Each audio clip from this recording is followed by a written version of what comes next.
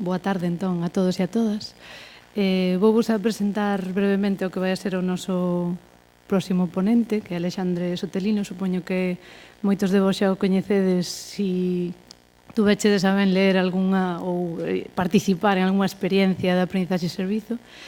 Incluso falábamos agora na comida, e cando falamos de aprendizaxe e servizo Galicia, o primeiro nome que se nos ven á cabeza é o de Alexandre Sotelino. Entón, bueno, simplemente repasar un pouco a súa traxectoria. Si cometo algún error, tú me dices despois. Profesor contratado doutor na Universidade de Santiago, licenciado en Pedagogía e doutor en Ciencias de Educación, tamén na Universidade de Santiago. Membro do Grupo Esculca e da Rede de Investigación RIES e autor e, sobre todo, tamén docente de moitos cursos de formación do profesorado en relación a aprendizaxe e servizo, a esta metodoloxía diferente, creativa e tamén máis aplicada, non? Que a perspectiva máis tradicionalista. E autor do libro Aprendizaxe e Servizo e Misión Cívica na Universidade, unha proposta de desenvolvemento do ano 2015. Entón, sen máis, pois xa, cando queiras, Alexandre Sotelino. Moi ben. Bueno, primeiro, boas tardes. Sempre se empeza agradecendo a organización, pero vou vos agradecer a vos por estar aquí ás 4 da tarde, porque non é complicado, non? Vir así ás 4 da tarde despois de comer, tan apurados e apuradas, pois gracias por vir a escoitarme. Bueno, espero cumplir expectativas. Despois, o segundo é agradecer a organización por convidarme, por contar comigo, a Universidade da Coruña, por organizar este curso que a verdade é que creo que é interesantísimo e ten un plantel de primeira. É dicir, se isto fora unha verbena galega, diríamos que estamos contando cas orquestas de máis nome, non? Entonces, pois, agradecelo. Despois tamén, para min é unha honra que este Laura comigo aquí na mesa, porque ademais de que nos une unha amizade grande, xa no eido persoal, pois compartimos unha traxectoria profesional moi parella, moi semellante, incluso compartimos postos directivos nunha asociación de investigadores fai uns anos. Entón, pois, estou encantado e comodísimo, como podes entender. E nada máis, o que quero presentarvos é a aprendizaxe e servizo, que o primeiro preguntarvos, así, para que non sea isto unha cousa así moi monotema pola miña parte, canta xente conocedes o aprendizaxe e servicio? Podes levantar a mão, canta xente o conocedes? E logo, canta xente escoitastes falar ou vos sona o tema do aprendizaxe e servizo? Algo. Bueno, eso é boa cousa, que, bueno, estamos facendo en certa medida ben. A xente que estamos nesto do aprendizaxe e servicio, da APS, que veredes que me referirei moito a APS, levamos uns anos traballando, sobre todo, en que se coñeza, non? Non somos unha empresa, non somos Tupperware, non vimos a vendervos nada, que saibades de partida, eu non vou a convencervos de nada, simplemente vos vou expoñer unha metodoloxía máis. Unha metodoloxía máis, que vale para unhas cousas sí e para outras non. Que é útil? A miña experiencia é que sí. Pero, despois os que teredes que decir si vale para os vosos centros, para a vosa vida, sodes os que estades dese lado. Entonces, se me permitides, é que prefiro levantarme, non? Porque estou aquí así, non sei que me vedes que aparte a silla móvil, deron un micro destes móviles. Escoitas, sí, bueno. Entonces vou a explicarvos un pouco levantado, que casi prefiro, estou máis cómodo. Vou empezar explicando cunha experiencia. Antes de definírvolo, vamos a tardar un pouco en definir o que é a APS, porque veredes que todos tedes unha definición máis ou menos na cabeza do que pode ser. Empezo cun proxecto local refirmo a galego, porque tamén tendemos moito a presentar na APS proxectos de fora. E nos aquí tamén os temos, e moi bons. Por exemplo, o proxecto Orimax. O proxecto Orimax foi un proxecto que se desenvolveu no Concello de Catoira xa fai anos. Sería aí polo 2011, 2010-2011. Tanto é que a banca ainda non existía, digo porque veredes aí o logotipo de Caixa Nova. Entonces diríades, bueno... Do que se trataba era de recuperar todo o patrimonio inmaterial que existía no Concello de Catoira, pero non polo simple feito de recuperarlo que queda aí. A idea foi que a concelleira de Educación de Catoira é mestra de secundaria, era mestra, xa non está de concelleira, e escoitar a falar da aprendizaxe e servizo. Tanto é que agora está facendo unha tesis nesta temática. E ela é profesora no Instituto de Porto do Son. Entón, dixo, eu quero para a miña vila facer algo que teña sentido para o Concello, como administración, e sentido para o centro educativo.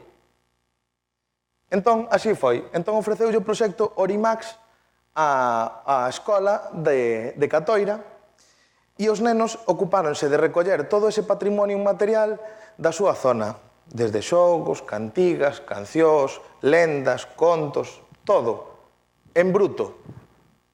É dicir, vamos a recoller todo o que podamos recoller. Esa foi a primeira fase. Segunda fase, bueno, pois vamos a darlle forma.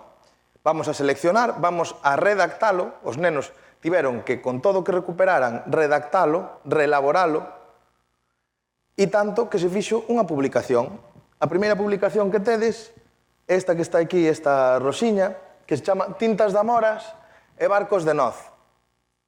Nesa primeira publicación, os rapaces especificaron prácticamente en xogos, solo xogos. Por iso fixemos unha primeira selección de todo ese patrimonio.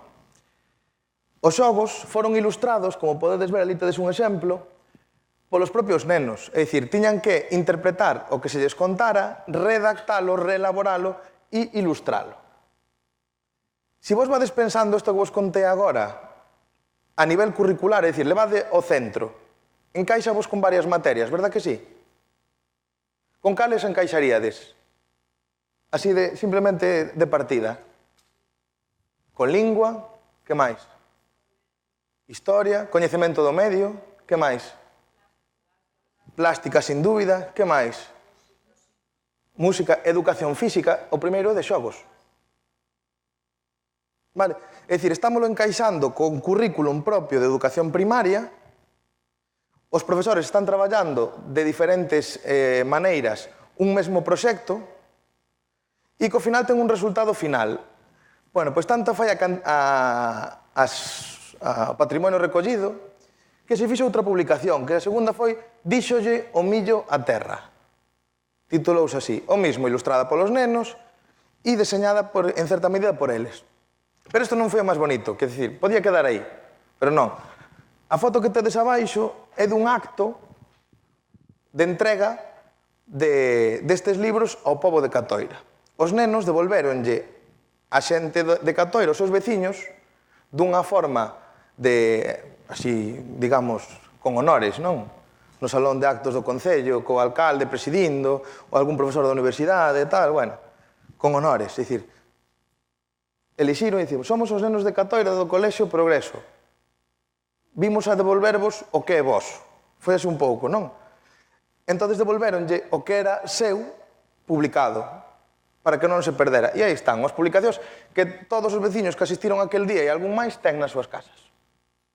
Isto foi unha experiencia da PS galega e que ten moita arraigame non só coa escola, senón coa tradición e con o Concello de Catoira. Por que parto sempre desta, ou moitas veces? Porque é rara, en tanto que a idea non partiu da escola, senón que partiu dunha administración. E por qué? Porque a administración lle había utilidade tamén. É dicir, aquí había varios axentes interesados, se me permitides a palabra, interesados, en algún tipo de rendemento, cada un desde a súa perspectiva. Vale, xa vos vades facendo unha idea do que é isto da PS.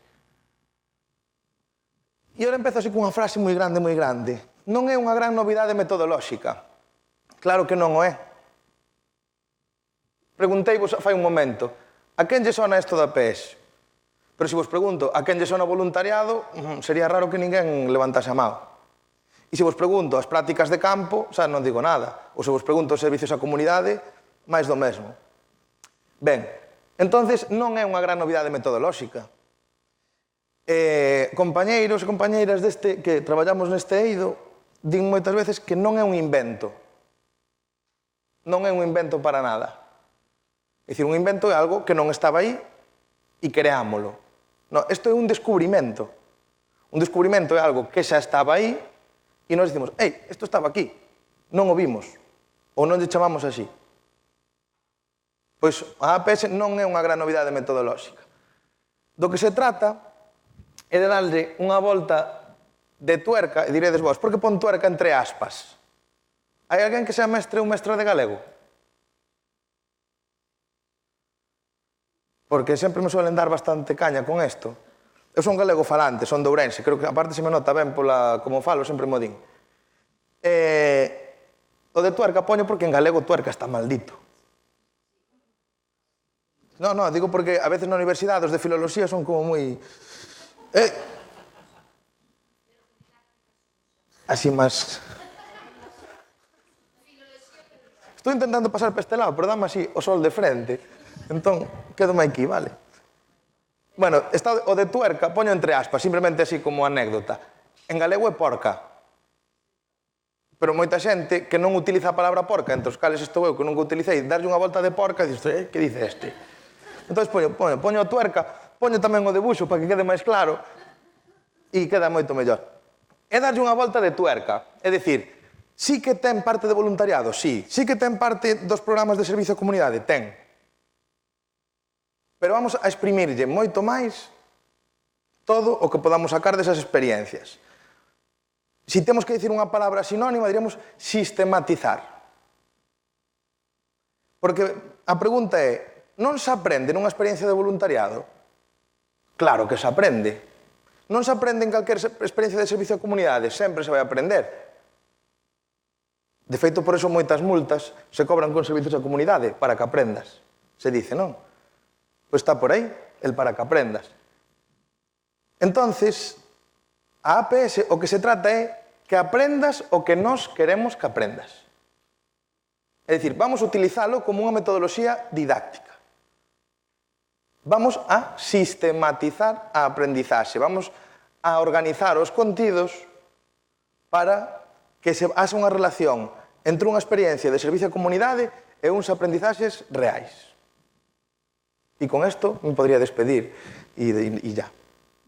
Pero non, porque senón os da organización me van decir que do que pon aquí abaixo, o que se trata é explicitar un pouco os currículos ou plans educativos en experiencias de servicio á comunidade. Por que poño currículos ou plans educativos? Sobre todo, teñan que marcar aí en negrita plans educativos, porque a APS non é só da educación reglada. Non é só da educación que chamamos moitas veces os clásicos formal. Non. Porque estaríamos negando que non existen outras entidades que tamén fan educación sistematizada. Poñovos un exemplo moi claro, os cursos de monitores. Por exemplo, non está considerado como educación reglada, pero sí que ten unha programación. Ou calquer tipo de formación que se faga allea ao que entendemos como institucións regladas. Vale, entón, por iso sempre que haxa plans educativos se poden explicitar en servicio á comunidade. Veredes que se empezades a indagar un pouco sobre este tema e vos gusta, a maioría das publicacións e casi todo o que hai sobre a educación reglada. Digamos que o 80%. Porque é moi fácil. É moi fácil vincular un currículum. Ten a súa lógica. Pero moitas veces cando falamos de plans educativos, claro, é que iso é así máis volátil. Non, non é volátil para nada. É dicir, sempre que se vinculan os aprendizaxes, ten sentido. Aquí está. Realmente sería isto. O voluntariado sería a naranxa. A froita en sí. Eu non estou dicindo que a laranxa sea mala. Eu podo comer a laranxa sola, como froita, ou podo comer o zumo da laranxa, tomar o zumo da laranxa. A APS é o zumo da laranxa. Vale? Quere dicir, eu teño a froita, teño xa o caldo de cultivo da experiencia, o que vou a facer agora é exprimilo moito máis, voulle sacar todo a potencialidade que teña, o jugo que teña dentro. Se eu teño no meu centro unha experiencia de voluntariado ou se fai nalgún outro lado, por que non organizar esos contidos e aproveitalo? Poñovos un caso. Un instituto de aquí cerquiña, de Fisterra, estaba facendo unha campaña de doazón de sangre. Bueno, de doazón de sangre sabedes que hai moitos campañas de doazón de sangre. Vale? Eso era unha experiencia de voluntariado, de buscar donantes. Pero o profesorado do instituto tuvo contacto con outros institutos do Estado e viulle potencialidade. Dicir, bueno, pero é que isto realmente é contido que estamos dando no instituto. A coagulación da sangre, por que está composta a sangre, dicir, todo o que ten que ver co aparato circulatorio e demais é contido. Se estamos facendo isto e non o estamos aproveitando, estamos perdendo potencialidade. Dicir, estaba mala a campaña? Non, está moi ben, temos a naranxa. Vamos a coller esa naranxa, vamos a exprimila. Vamos a sacarlle para nós certas vantaxes. Vedes por onde vou, verdad? Bueno, pois esa campaña de doazón de sangre que do Instituto de Fisterra, que aparte o Instituto Fin do Camiño, para facer máis publicidade. En Fisterra non se podía chamar de outro home. Fin do Camiño. Aproveitaron moitísimo máis. Moitísimo máis. Non só se quedou na parte dos contidos da sangre. Non. Ten unha parte de participación, de xestión da participación e de deseño moi importante. Os profesores de informática están facendo todo o deseño dunha campaña que se fai desde o centro. Se eu fago unha campaña de fomento da doazón de sangre e o profesor de informática me estaba enseñando a facer vídeos, por que non facemos vídeos para a campaña de doazón de sangre? A veces é que non xuntamos ideas, simplemente. Pero parece lógico, verdad que sí? Se empezamos a xuntar o que dinos da informática, o que estamos en bioloxía, fai un tempo o tema de cidadanía, filosofía, estamos falando do que é participación, do que é a cibis, que é a polis. Como nos organizamos? Como é a democracia? Quen pode donar, quen non pode donar, e cando se é maior de edad, e por que se é maior de edad unha edad e non a outra. E podemos ampliar contidos o que vos apeteza. Vale? Moitas veces os programas de aprendizaxe e servicio non é moi diferente do que chamamos os núcleos de aprendizaxe ou de interés. Realmente, os rapaces tiñamos motivados cunha campaña de doazón. Sabemos, a vos gusta vos isto, bueno, pois empezo a tirar daqui e eu alargo para que aprendades cousas. Conto vos outra experiencia máis. Esta vai ser de fora, pero pode ser aplicable a calquera lado. Contaba antes que Laura e eu, na vida profesional, tivemos vidas moi parellas, porque eu nunha época estive na Universidade de Barcelona e coincidín que Laura estaba na Universidade Autónoma de Barcelona. Entón, víamonos moito por alá. Os galegos sempre somos moito de unirnos allá onde vayamos. Entón, uníamonos moito por alá. Bueno, pois, cando estive naquela época na Universidade de Barcelona, unha experiencia que vin nun centro de Palafrugell, a verdade que me chamou a atención moito, polo sencilla e polo rendemento académico que se sacou. A experiencia chamouse Apadrinemos as Torres. Unha experiencia de cuarto de primaria, de educación primaria, onde os nenos, desde o seu centro, daba cara a costa, e vían certas torres de defensa. Sabedes que a costa catalana, que dá cara ao Mediterráneo, ten torres de defensa para protexerse das invasións que viñan polo Mediterráneo. Vale? E entonces, esas torres estaban moi demacradas, cheas de maleza e un desastre. Os nenos chegaron a preguntar, profesora, pero isto que é? Son torres de defensa, e como están tan mal? Pois porque están así, porque non se rehabilitan e tal. Bueno, pero os profesores encendeuse unha bombilla e dixen, por que non aprovechamos isto? E, obviamente, os nenos de cuarto de primaria non van ir limpar as torres. Vale, dicir, nós da mesma experiencia podemos facela dunha maneira ou doutra. Bueno, pois, chamouse Apadrinemos as Torres. O proceso empezou polo profesor de plástica, é dicir, vamos a recrear unha maqueta de como eran as torres. Fixeron maquetas das torres, expuxéronas. Despois empezaron a estudiar todo o porqué das torres, é dicir, por que están aí? Por que se colocan aí? Por que certas plantas crecen aí e non noutro lugar ou por que anidan certos paxaros e non noutro lugar? Todo isto que vedes que ten que ver con historia, ten que ver con xeografía, ten que ver con eso que é coñecemento do medio en xeral e tamén de plástica. O ter que facer a súa recreación. Fixeron un proxecto boísimo. Boísimo en tanto que resultados, incluso. Porque do que se trataba era de darlle a coñecer ao seu concello unha proposta de utilización das torres. Por decirlo así. Entonces, escribiron unha carta argumentada, logo se nos dá tempo incluso poñemos algún vídeo desto, argumentada por todos os nenos da clase con argumentos históricos, arquitectónicos, geográficos, de identidade, do que queirades. E vedes os nenos argumentando e alucinades da cantidad de argumentos que dan de todo tipo e de peso, irrefutables. E fóronse xunto ao señor alcalde. Entonces, no vídeo, ademais, na experiencia, salían ali: buenos días, señor alcalde, somos los niños del colegio de Palafrugell y venimos a presentarle un proyecto de recuperación de las torretas.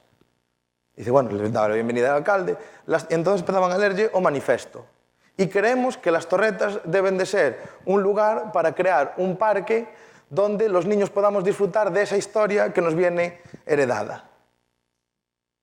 Entre outras cosas. Entonces, dabanlle tamén unhas propostas de intervención desde a perspectiva dos nenos. É dicir, como eles crían que, como nenos, podrían disfrutar das torres. E, efectivamente, a proposta tivo tanta sona que o Concello tampouco foi tonto e aproveitou no seu beneficio e dixe, bueno, pues vamos a hacer o que dicen os niños. E aproveitou, sí que rehabilitou as torres, limpounas e creouse un parque que, a día de hoxe, o Parque das Torretas. Entón, detrás do cole dos nenos está o Parque das Torretas, que é o seu parque.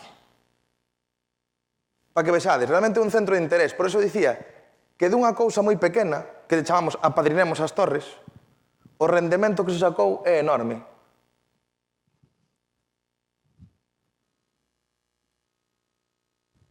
Do que se trata sería de combinar, por un lado, dúas cousas que xa coñecemos. Por un lado, aprender a través da experiencia, é dicir, todo o que podamos facer de maneira práctica sempre vamos a aprender mellor.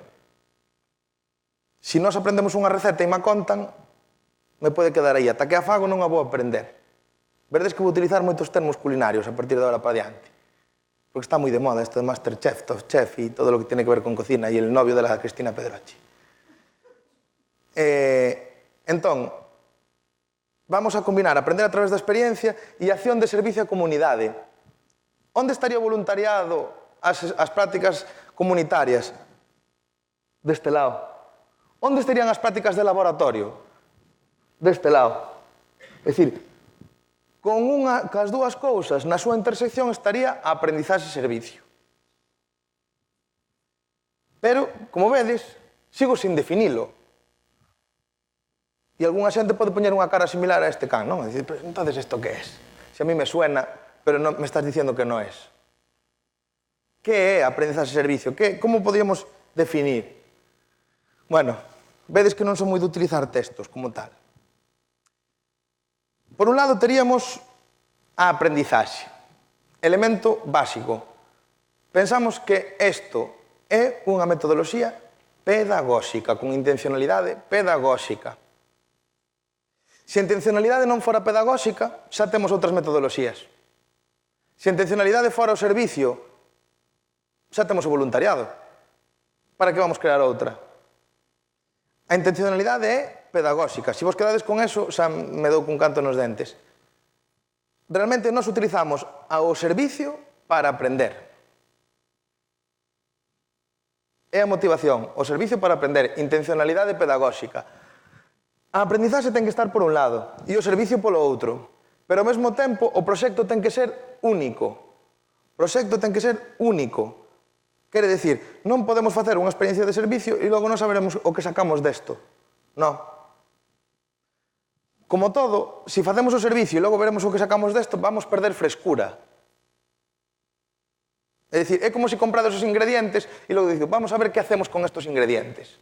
É dicir, non, eu quero saber o que quero facer para comprar os ingredientes que me fan falta e que todo este unido.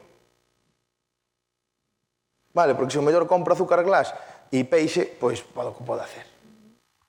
Que teña sentido. Como vamos unir esta receta?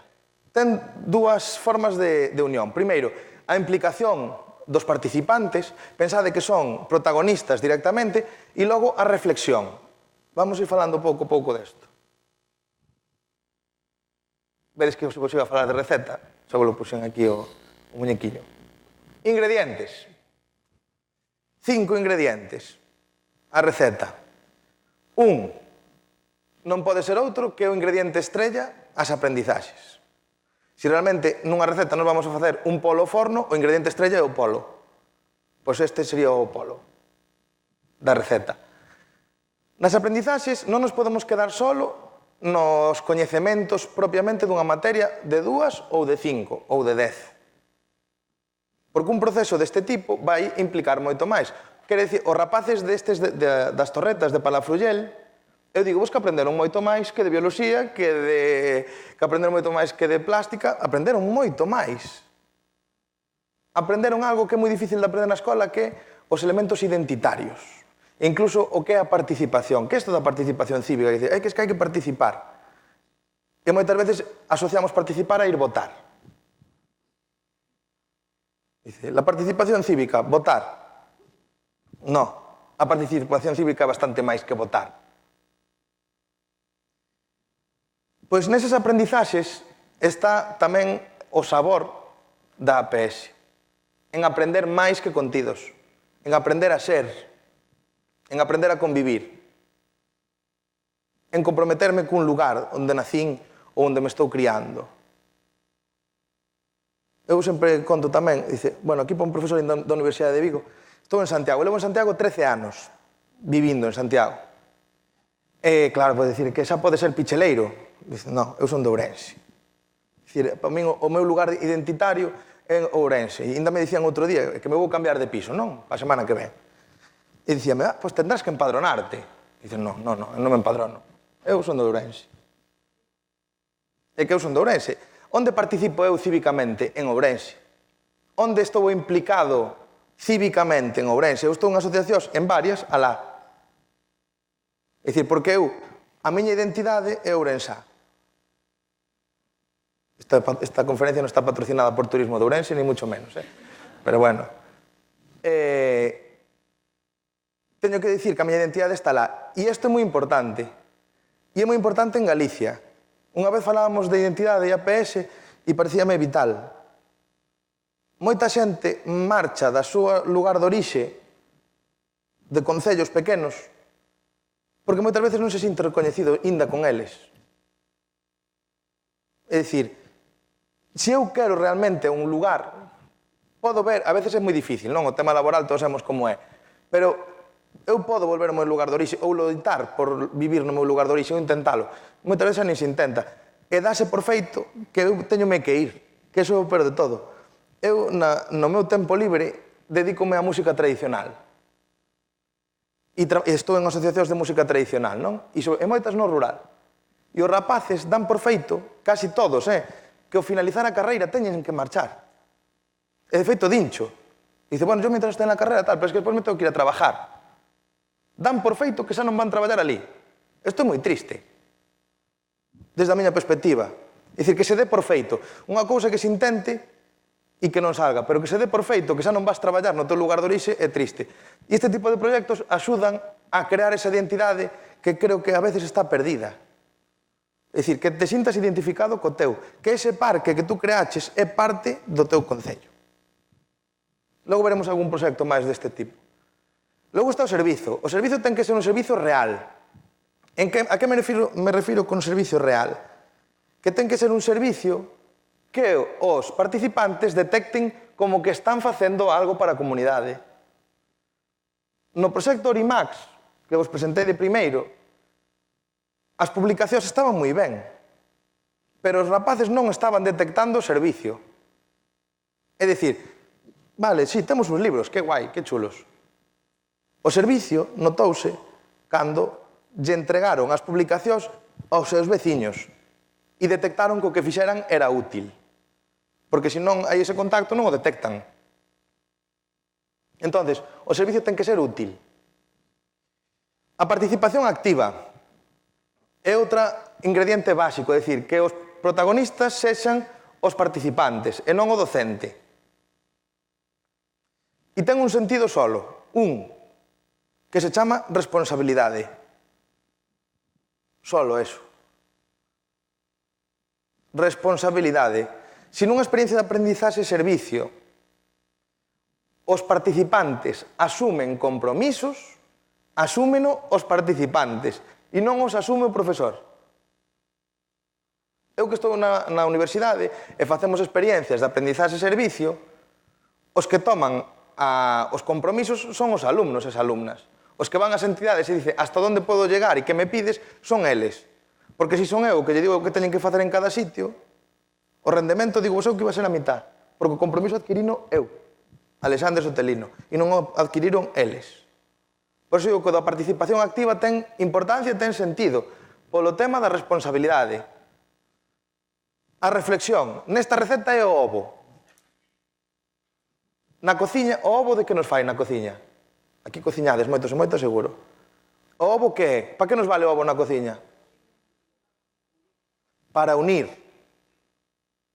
Un biscoito, se non lle boto ovo, que vai quedar? Fariña. Tamén vale huevina, que se utiliza moito agora. Pero o ovo é o pegamento da cociña. A reflexión é o pegamento desta receta. Realmente, nós o que estamos buscando é como unir a aprendizaxe, que sería a fariña, e o servicio, que sería o outro ingrediente que vos apeteza. É dicir, como uno eu isto todo? Reflexión. E dices tú, que bonito suena a reflexión, e como se hace? Nunha experiencia da APS temos que facer paradas. É unha gran diferencia tamén co voluntariado. Porque senón diríamos, non, é que no voluntariado apréndese. Bueno, na APS que temos que facer paradas. Marcarnos microobxectivos. É dicir, tú eres consciente do que estás facendo? Si, non. Toma decisións, asume compromisos e vamos para adiante. Pero hai que facer paradas. Que é o que interesa nunha experiencia de voluntariado habitualmente? Que é o que interesa? Cal é o objetivo de facer voluntariado?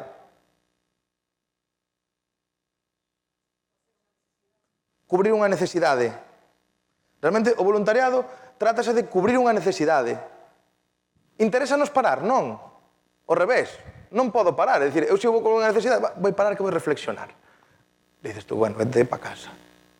Vos pensade no Prestige. O que interesaba, que era? Recoller canto antes os restos que había nas playas, mellor. É dicir, non, vamos a parar ahora un día porque vamos a reflexionar a ver que estamos aprendiendo. Non era o obxectivo. Nunha experiencia da APS, o obxectivo é aprender. Paramos. Nenos das torretas. Vamos ir parando. Vamos primeiro a analizar o contido histórico. É dicir, que sentido ten isto? Paramos, analizástelo? Sí, non. Vamos a velo. Vamos a ver onde están situadas as torretas. Situadevos ali, vede, que estades vendo? Vedes o mar. É dicir, por onde veñen as incursións? Pois podrían vir por ali, podrían vir por ali, non. Porque por ali teñen que rodear unha costa que lle é moi difícil de pasar os barcos. Eso é parar, eso é aprender. Quere dicir que estamos deixando de facer o servicio? Non, pero que o noso objetivo volve ser pedagóxico, didáctico. E logo, quédanos o recipiente, onde poñemos a receta, que sería o proxecto. Temos que unir todo. Volvo a poñer aí, a intencionalidade é pedagóxica, a intencionalidade é facer un biscoito. Poñamos aí todo o interés no resultado. Temos que buscar que este sempre o vínculo establecido. O noso biscoito, mentre está facendo, vámoslo pinchar, verdad? Para ver se está feito ou non. Pois a APS o mismo. Temos que ir pinchando según se vai facendo, para saber se está ben feito ou ben feito, e non esperar ao final a que se nos queime ou quedou crudo. Para que nos quede así máis ou menos visto. Entón, como definimos? Non vamos a dar unha definición de es esto. Non, cada un que se faga a súa, porque isto é moi difícil de definir. E podedes atopar tantas definicións como autores escriben desto, como en casi todas as metodoloxías. Hai moita xente que escribe e cada uno quere a súa definición para citarse a sí mismo.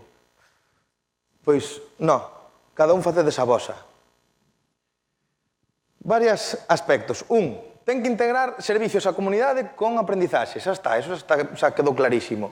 Dous, funde intencionalidade pedagóxica e solidaria. Na parte solidaria, é o que vos dicía eu, esa parte da participación, a parte cívica. Un dato. A aprendizaxe de servicio naceu nos Estados Unidos, como tal, con ese nome. Non quere dicir que o crearan eles, nin moito menos. O nome puxeron ali. Foi unha cuestión casual. Pero está moi desenvolvido en Sudamérica.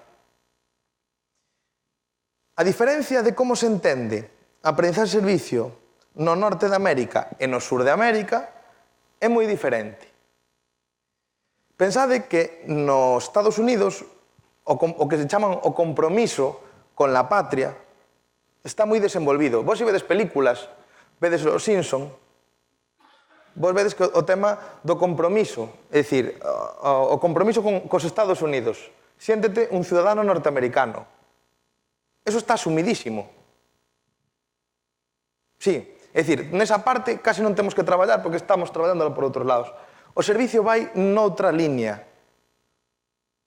É dicir, tú eres dunha comunidade, tens que facer algo pola túa comunidade. Pero en Sudamérica non vai tanto por aí, porque se entendía o servicio como algo utilitarista. É dicir, se temos alguén que está facendo un servicio á comunidade, estamos utilizando. É dicir, estamos utilizando as persoas. Tamén ten outro sentido, os índices de paro. Por que en España tamén hai tanto conflicto co voluntariado e con trusismo? Ten unha relación directa cos índices de paro. Se realmente o paro aquí fora moi pequeno, non falaríamos de intrusismo, é dicir, hai sitio para todos. Ten unha relación moi directa. Por eso se entende diferente en Estados Unidos e en Sudamérica. Por eso, en Sudamérica, ao que iba, que me lío moito, por eso en Sudamérica se chama aprendizaxe e servicio solidario. Veredes que sempre que vexades unha publicación latinoamericana, veredes que lle poñen o apellido solidario. De feito, o gran ente que traballa isto e que aúna as iniciativas en toda Latinoamérica chámase Centro Latinoamericano de Aprendizaje e Servicio Solidario, CLAIS. 2 S. Simplemente por poñer énfasis no solidario. Combina no mesmo proxecto, é un proxecto educativo con utilidade social, vedes que estamos reiterando máis do mismo, dicho de diferentes maneiras, e vincula a aprendizaxe co exercicio da cidadanía activa, que non é votar, volvo a dicir. Bueno, o que tamén é votar. Outro exemplo, e tamén ten que ver con infraestructuras. O Parque Garlochí, en Almería. Esta foi unha experiencia que resultou realmente ben. Conto vos a historia do parque. O parque era un deses parques que temos en todas as cidades, degradado, con certo índice de gamberrismo, podamos decir, se existen os índices de gamberrismo, con un ambiente non moi bo que non facilita moito o xogo, vaya. Por decirlo así. E dicimos, bueno, pois entón o parque non ten sentido. Un parque para qué? Non é para xogar, é para xogar, sí, pero para qué? Un lugar de esparcemento, non? De maiores, de nenos ou de quen quere, un lugar de esparcemento. Se eu deixo de ir un parque porque non é lugar de esparcemento, senón de temor, non é un parque. Isto é por definición. Bueno, pois recuperemos o parque. Vamos a facer do parque algo real. Que pasa en Almería? En Almería tamén hai uns índices de inmigración que non son os galegos nin de broma. Nin de broma. Pensade que en Galicia estamos falando duns índices de inmigración, agora igual son máis pequenos, dun 5% sobre a población total. Eso é nada. En Almería estamos falando por riba do 15%. Eso notase un pouco máis. Entonces, tamén se creaba un problema, un tanto que creación de espacios públicos para certos colectivos, entre eles o Parque Garlochí. Bueno, temos varios problemas, non? Temos a necesidade social creada. Os centros educativos, concretamente un instituto que estaba aquí ao lado, dixo, que temos que facer algo. Temos que facer algo co parque. Entón implicou os seus rapaces no deseño do parque. Dicimos, bueno, vamos a ver, entre os cales moitos dos seus rapaces eran dos habituais do parque. Que facemos con el? Vamos a valoralo. Diseñemos. Isto foi a profesora de debuxo técnico. Eu en debuxo técnico, porque eu son da rama de debuxo técnico, sempre me gustou, facía perspectivas, facía planos en certa medida, figuras, geometría, todo isto, non? Bueno, pois vamos a facelo. Paso 1, vamos a facer o plano do parque. Paso 2, vamos a establecer un novo diseño do parque. Paso 3, vamos a diseñar como queremos o parque. Paso 4, vamos al parque. Rehabilitémolo. Organicémonos e creemos equipos. Os equipos que se crearon foron de diferentes centros coordinados polo Instituto. O Instituto foi, por decirlo así, a empresa que gestionou a rehabilitación do parque e implicou a diferentes coles, co cal eles sentíronse protagonistas. Por que implicar a coles? Porque o que queremos é que os nenos que veñen detrás tamén se sintan parte dese parque. Ten sentido. Entón, rehabilitaron o parque a súa maneira, hubo un pequeno financiamento do Concello, incluso estableceron xogos, vedes que pintaron xogos no chan e tal, bueno. E tuveron un aprendizaxe moi importante, non só de plástica, vedes que pon aí tamén de xestión. A profesora de Economía tamén dixo, ostra, isto... Si temos cartos reales, o Concello dixo, eu douvos, non sei, 3.000 euros, tomad. E a profesora de Economía dixo, esta é la mía. Teño cartos. É dicir, non teño que falar de presupostos reais, xestionémolos. Vamos a aprender a xestionar un presuposto. Vamos a pedir presupostos, comparativas, vamos a establecer canto cuesta, cuánto vale, cuánto me queda, bueno, todas estas cousas. Se estades alguén de Economía, sabedes máis que a min. Aprendizaxe real, servicio real. Sí? Chega este momento que estades un pouco dormidos e dormidas. A que vos sona isto? Sona vos algunha experiencia que conozades? Sí? Alguén se atreve a contarnos algo? Que lle sone? A mí me suena que algo desto poden facer. Aquí en Coruña hai experiencias da PS. Algúna experiencia, ou indo máis, algúna experiencia que creades que podería ser, dándolle unha volta. Atrevedes a contar?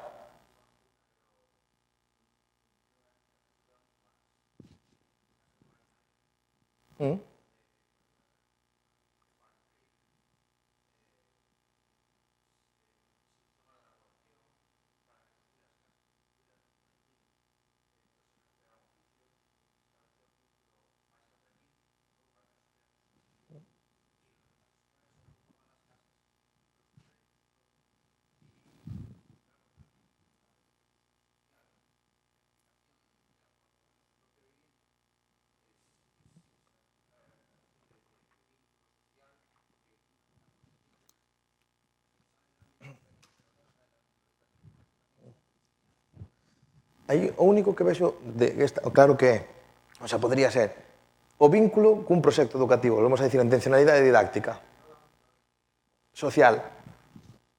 Claro, que pasa? Hai que sacar un rendemento, en micro escala comparado con Marinaleda, micro escala que é un parque, para a aprendizaxe dos alumnos do IES.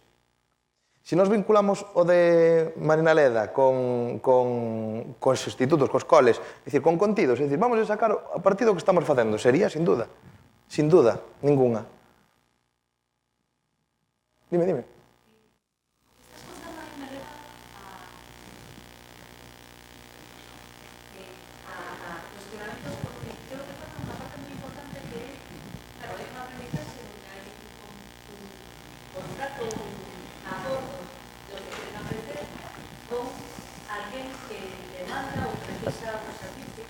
Non ten que ser sempre... Ese é o punto da parte, é un diálogo entre dúas partes onde teñen necesidades.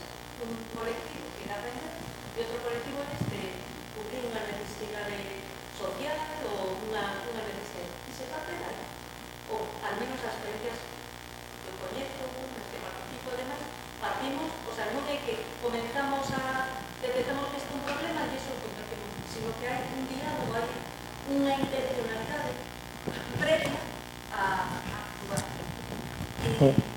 Si non se trata, non se dice. Non, podría ser tamén. Contoche, outro caso. Ves que experiencias hai moitas, e de moitos tipos. A APS non sempre ten que cumplir uns indicadores de que haxa unha entidade ca que traballar. É dicir, o servicio pode ser incluso, por decirlo así, para un mismo. Contovos unha experiencia que a min tamén me chocou un montón. Unha experiencia de PCPI. De PCPI é a formación profesional inicial agora, que a nova lei. No, básica, non inicial, básica. A parte de Laura desto sabe. Básica. Bueno, pois era un centro, este tamén foi en Cataluña, digo porque conto algúns que me chocaron na vida.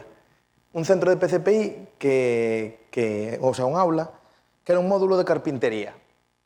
No módulo de carpintería, pensade que o perfil dos alumnos de PCPI, que non fai falta que vos diga moito, verdade? Habitualmente é un perfil moi similar. No centro, por decirlo así, e entre nós aquí en Confía, eran os gamberros do centro. Eran os gamberrillos, os que lle tiñan medo aos outros. Cunha conflictividade entre eles e unha disputa de egos importante. A ver, quen é máis gamberro todavía? Pensade xuntar eso, é dicir, os comportamentos nun módulo de carpintería, co que hai nun módulo de carpintería, eso era unha bomba. Vale? Entonces, a aprendizaxe de servicio foi unha das mellores que vin na vida en tantos resultados para os propios rapaces.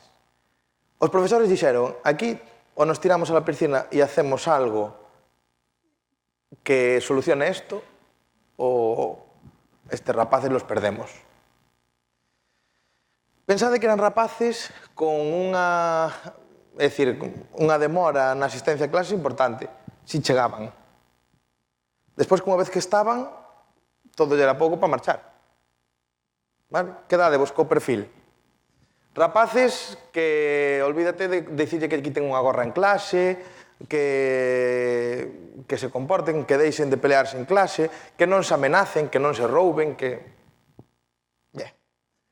E dixeron, bueno, podemos facer un proxecto da APS. Cunha necesidade, por decirlo así, creada.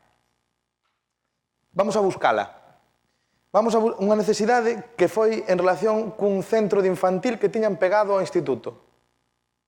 Por que o centro de infantil e non o seu? Ten unha lógica moi grande. No seu centro, todos le tenían miedo. É dicir, hai uns presuizos por un lado e por outro, porque os que habitualmente son os gamberrillos tamén saben con que están tratando e que podían obter de cada un. É dicir, non, nuevos. Oxigenación. Os nenos pequenos non tienen prejuicios. Le da igual que sean gamberrillos ou non, que non los conocen. E así foi. Foi un éxito, parto de aí. A idea foron, primeiro, o centro infantil como empresa de carpintería, é dicir, somos a empresa de carpintería de Instituto de Lao. Que queréis? E os nenos de infantil dixeron, queremos unha peluquería. Unha peluquería. Bueno, unha peluquería para a aula. Botao. Bueno, pois hacernos unos diseños e tal, e miramos a hacer la carpintería.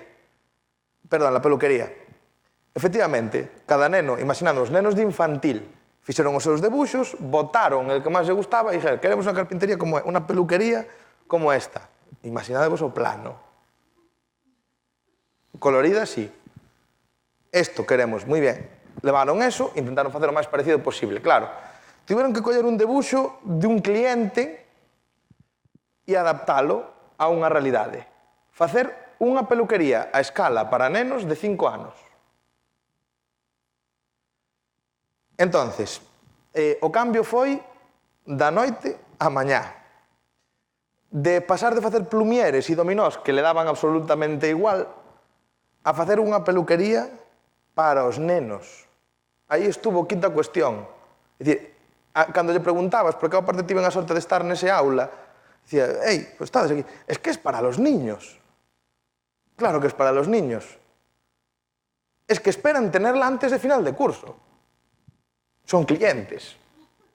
E son moi exigentes. Bueno, pois ao final acabaranse marcando eles mesmos retos. É dicir, bueno, pois cando lle vamos a instalar? Pois cando os nenos se vayan de colonias, que se vayan de excursión, cando cheguen que este instalada a peluquería. Entón temos unha fecha definida, esa, non hai outra. Para instalarla tenemos unha mañana. Non hai máis. E así foi. A peluquería foi espectacular, porque o estudio que tiveron que facer desde escalas ata tipos de materiais que se poden utilizar para que os nenos xoguen, é dicir, que non poden ter un espello. Como recreamos un espello nunha peluquería? Que unha peluquería sen espello? E non vamos poner papel albal, que é cutrísimo. Que lle poñemos?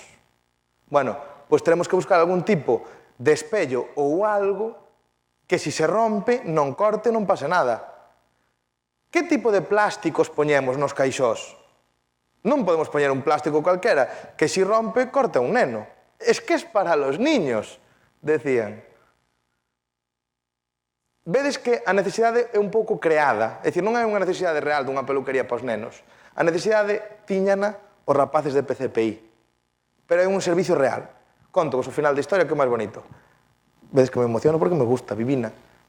Entonces, os rapaces de PCPI instalaron a peluquería e logo veu a parte máis importante da experiencia, máis importante, a celebración. O día da celebración fixeron unha inauguración da peluquería no centro de infantil. A inauguración invitaron o concelleiro de distrito de turno, un concelleiro de distrito, pensade que falar de Barcelona como concello e falar como de que veña un conselleiro a inaugurarche algo. No, entonces era un concejero de distrito, pero que era mucho ya. Es que viene el concejal de distrito, vienen los directores del centro infantil, el director del centro de instituto. Veñen os papás dos nenos e os seus pais. Os seus pais. Vos imaginade isto fai uns meses. Mis padres en instituto. Ni de broma. Ni a 200 metros. No, que veñan os pais. Ese día, algúns profesores emocionáronse moito, outros que non nos tiñamos tamén. Os rapaces viñan con camisas dos pais, porque eles non tiñan, que lle quedaban grandes, parecían Enrique Iglesias, pero iban con camisas, algún con americana. Os rapaces que sempre traían gorra, por primeira vez se le vía el pelo, algunos, e chegaron ali, ostras, que guapo venís. Hombre, es que viene el concejal. Inauguraron a peluquería. Inauguraron, deronlle uns diplomas, deronlle, por decirlo así, unha palmada na espalda. É dicir, ei, se queredes valedes, estades facendo algo útil, e sentíronse eles útiles. E eses rapaces que iban con gorra tamén, foi curioso, porque despois, ese día deixábanse poñer trencitas con gomas de colores e tal, iban hechos un Cristo, parecían Teletubbies ou non sei que, iban hechos un Cristo, pero eran dos nenos.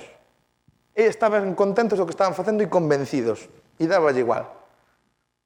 A necesidade aquí foi varia, é dicir, era unha necesidade a peluquería? Non, non era unha necesidade. Quen tiña necesidade aquí? Os rapaces, os de PCPI. Creo que che respostei un pouco, non? Así, con isto, ca experiencia.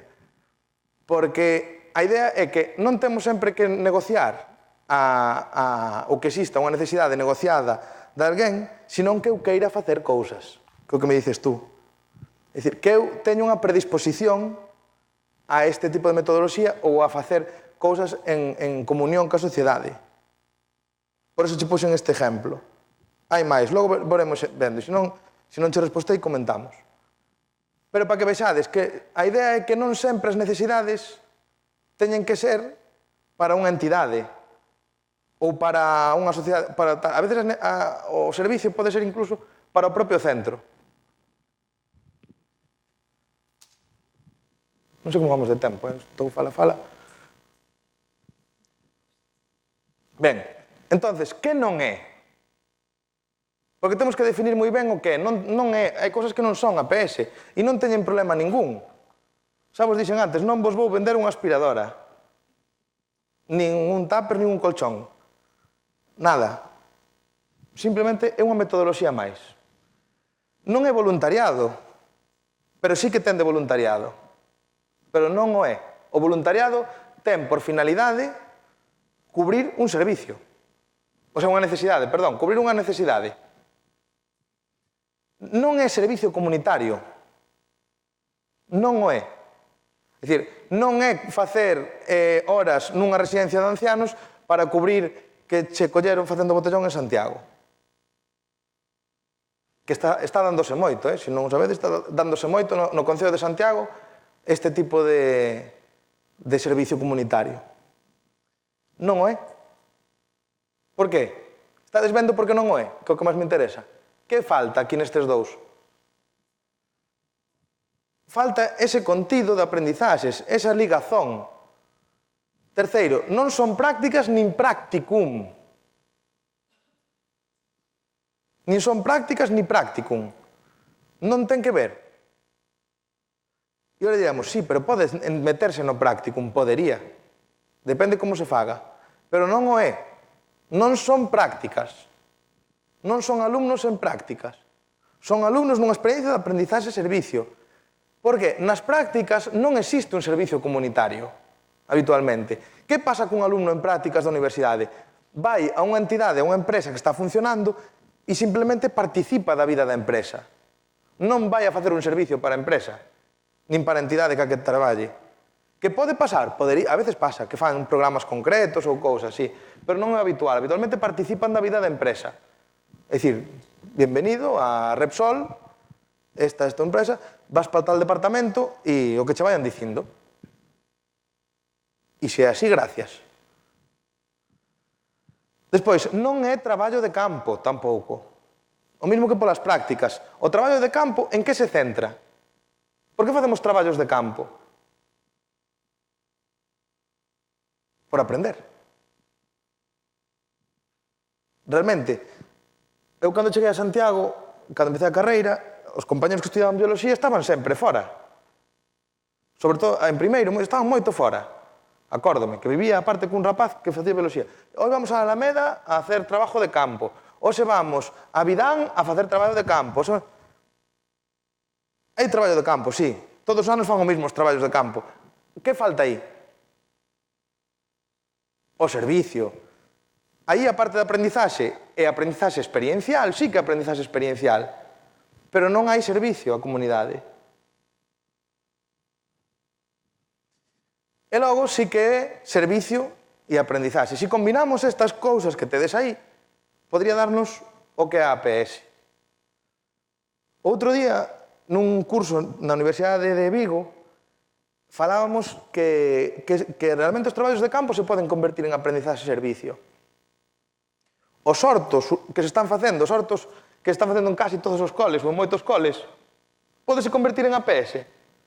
Sí, decideme unha idea, que a parte que vos veña rápido á cabeza.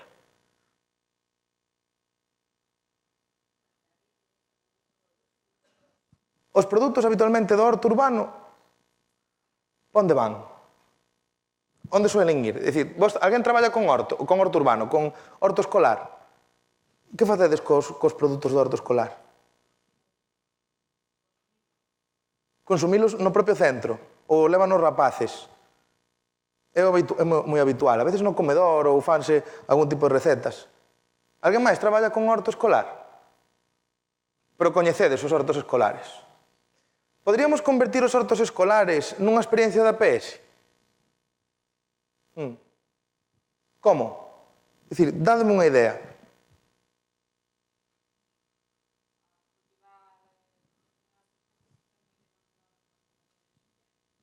Por exemplo,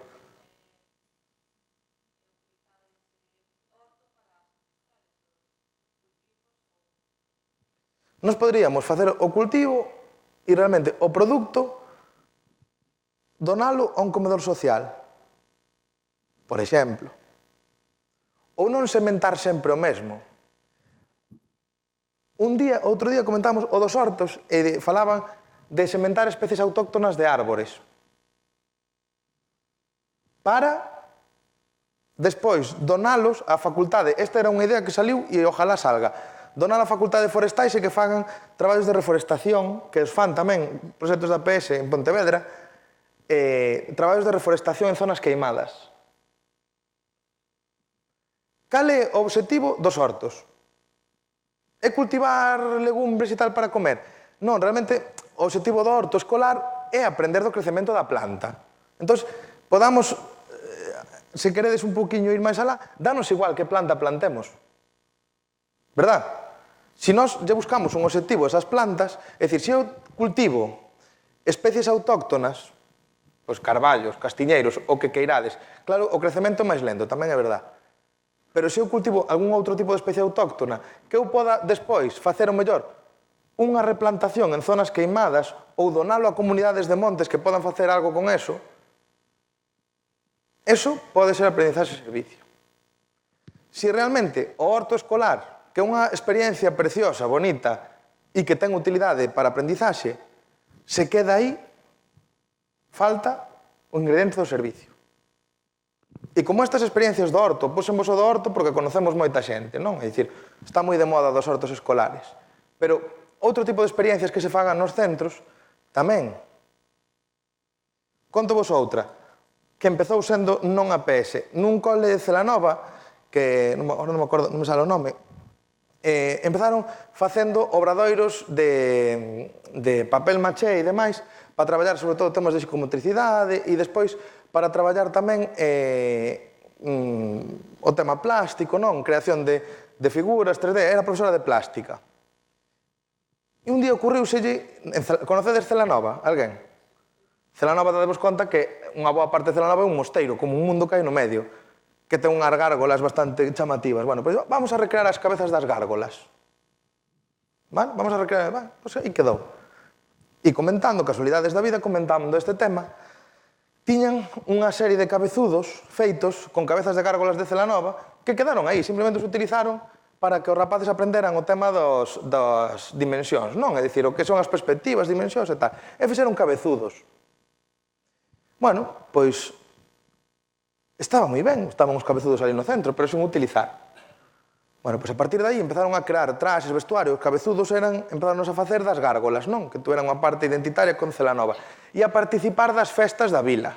É dicir, é unha necesidade real. Non é unha necesidade que faga falta que salgan os cabezudos a pasear. Pero que se note que o que fan os rapaces que sea útil e que teña unha presencia social. É dicir, realmente podemos dar un vin, aproveitar moito máis o que xa se está facendo. Desde a parte do servicio e desde a parte da aprendizaxe. Por iso digo que hai proxectos que podedes aproveitar. Se queredes ir preguntando algo, ide dicindo, Bueno, temos este cadro que ven, se vos dades conta, na vertical é máis servicio. No horizontal vai de aprendizaxe de menos a máis. Entón estaría situado máis aprendizaxe e menos servicio, traballos de campo. Menos servicio e menos aprendizaxe nas iniciativas solidarias asistemáticas. Que quere dicir? Son cousas puntuales. Un día vou e deixo 10 kilos de macarrós para a Operación Kilo. É unha iniciativa solidaria. Aprendín algo, lo dudo.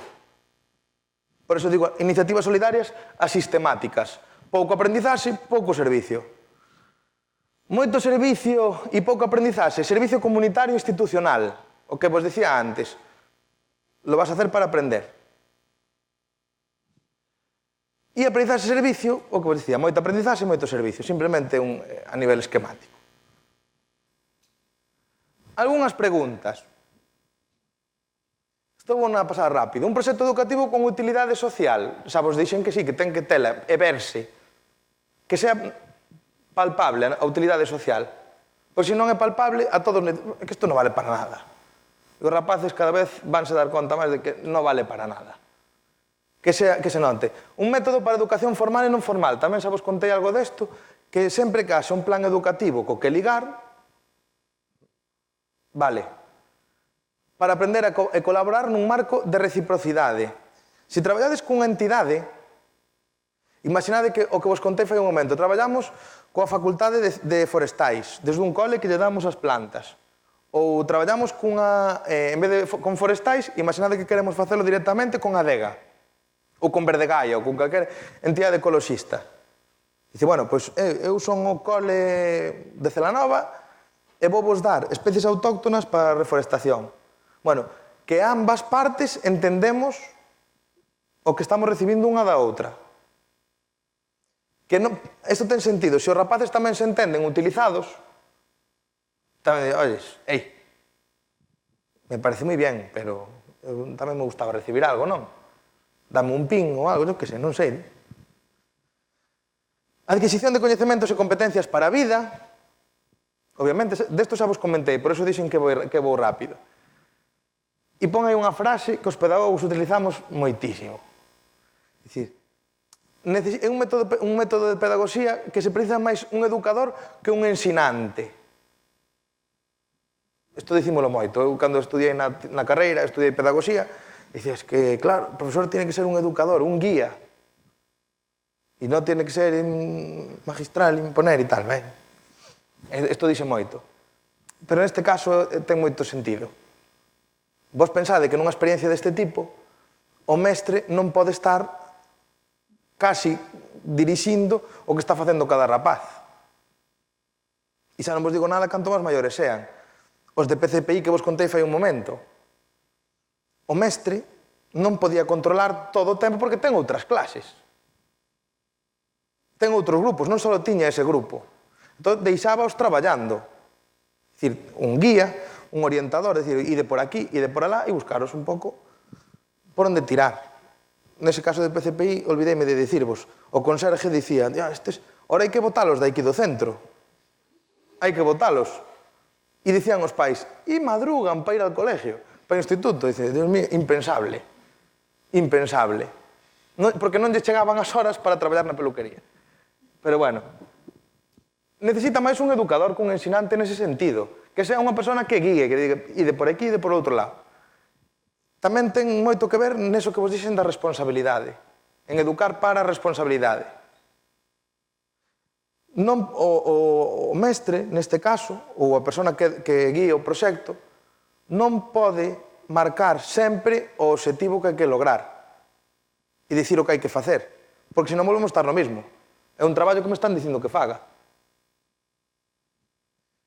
Necesitamos unha rede de conexións e apoio, sempre lle vai dar máis sabor. É dicir, nun proxecto que vos decía, si realmente ten unha conexión con outras entidades, vai a ter unha presencia maior social. E que teña un impacto formativo transformador. A que me refiro con isto de impacto formativo transformador? Que os rapaces que participan nunha experiencia deste tipo o recorden como algo útil. Eu un día participei en unha experiencia e fixen isto e creo que valeu para algo. Porque é unha aprendizaxe para a vida importante, que cando algo se fai e vale para algo ten a súa recompensa. Entón hai que facer as cousas ben. Por iso digo que teñen que ter tamén un impacto formativo para cada quen.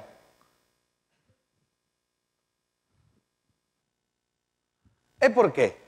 Ahora ven o porqué, ahora ven a venta. Xa vos dixen o que era, ahora ben, por que tenéis que comprar el APS? Non, xa vos dixen que non. Primeiro, porque se desenvolven competencias, chamamos moito das competencias. Ahora falamos moitísimo de competencias e pouco de coñecementos. Pero si, bueno, neste caso son competencias. Por que? Porque é moito máis amplio que falar de coñecementos. Desenvolvemos competencias académicas e habilidades técnicas. Pensade nestes rapaces de PCPI outra vez. As habilidades que desenvolveron foron técnicas, pura e duramente. Fixeron de carpinteiros quasi profesionais.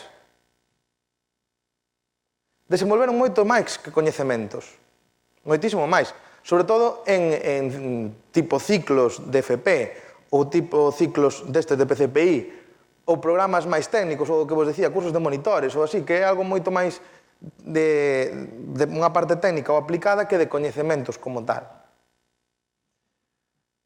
Tamén nos sirve como unha forma de coñecer oportunidades laborais. Poñemos outro caso. Outro día, decíanos na universidade, rapaces, estamos nun proxecto investigando experiencias deste tipo, non? E estamos escoitando que nos din os participantes. Curiosamente, non había ningunha experiencia de medicina, si de enfermería, en Santiago. E en 4 ou 5 experiencias, dicían os rapaces, os universitarios, é que isto é unha oportunidade para saber lo que non me gusta e lo que me gusta. Porque decían, además, tal cual, los de medicina tienen rotatorio. Y pueden ver qué ramas de la medicina le gustan o qué ramas no le gustan. Pero es que nosotros tenemos un practicum, o 2 como mucho. E además, en algúns prácticos obliganlles a que estén vinculados. Dice, es que non puedo ver todas as ramas de mi titulación. Entón decían, bueno, este tipo de experiencias, la verdad, son unha oportunidade para ver ramas. Concretamente, mira, digo, unha das experiencias era nunha profesora da Facultade de Ciencias da Educación en música, que facían programas de educación musical en centros socioculturais de Santiago de Compostela. Ofrecían aos alumnos programas de educación musical básica. E algúns alumnos que xa eran de terceiro e teñen que coller o ano que ven rama, é dicir, especializarse, es que yo hasta ahora no habría pensado en especializarme en música, pero ahora me lo planteo. Se non participara nesto, mellor non.